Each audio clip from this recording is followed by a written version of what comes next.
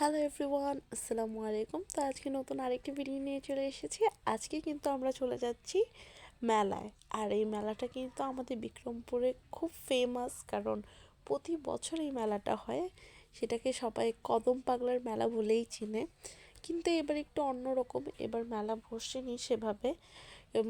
সব নাকি উঠিয়ে দিয়েছে, তাও যাচ্ছি শুধু একটু দেখতে। সাথে যাচ্ছে আমি আর আমার আরও 3টা ফ্রেন্ড।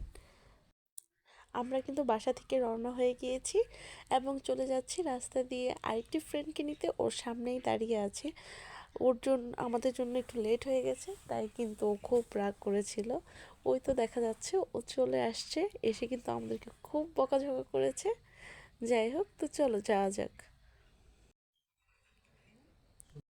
আমরা কিন্তু একটা অটো ভাড়া করে সোজা 4জন উঠে গেলাম কদম পাগলা মেলায় যাওয়ার জন্য।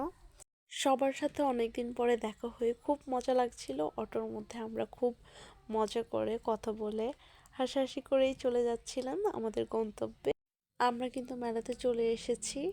এসেই দেখলাম এখানে অনেক মানুষ থাকছে, কিন্তু এবার যেহেতু মেলা বসতে দেয়নি, তাই তেমন কি কোনো দোকানই বসেনি। যে দেখলাম মাজারের সামনে চলে এসেছি। মাজারের সামনে এসে দেখলাম অনেক মানুষ, যদিও দোকান নেই কিন্তু অনেক মানুষ এসেছিল এখানে। তারপরে এই যে এই লোকটা জানি না কি করছিল, সবারকে পানি না কি যেন ছিটিয়ে দিচ্ছিল। তো আমি একটু ভিডিও করে নিয়ে আসছি। সাথে দেখলাম এখানে একটা কবরের মতো, জানি না এখানে কি আছে। তারপর সামনে এগিয়ে গেলাম, দেখলাম ছোট ছোট দোকান, কিন্তু দোকানের চাইতে মানুষ অনেক বেশি। আরও মানুষ হতো যদি আরও দোকানপাট থাকতো। অনেক ভিড় হয় আসলে, এটা আমাদের বিক্রমপুরে সবাই যায় এই মেলাতে। অনেক ভিড় হয়, যেন একদম রাস্তা দিয়ে যাওয়া যায় না। কিন্তু এবার সেই রকমটা কিছুই দেখছি না, কারণ মেলা তো ঠিক করে বসতে দেয়নি। কিন্তু তাও ভালোই মানুষ হয়েছে, তেমন কোনো দোকানই হয়নি, দেখতেই পারছেন একদম ছোট ছোট অল্প অল্প কিছু দোকান। যে দেখলাম এই ঝিলমিল বেলুনগুলো খুব সুন্দর লাগছিল, তাই একটু ভিডিও করে নিয়ে আসছি।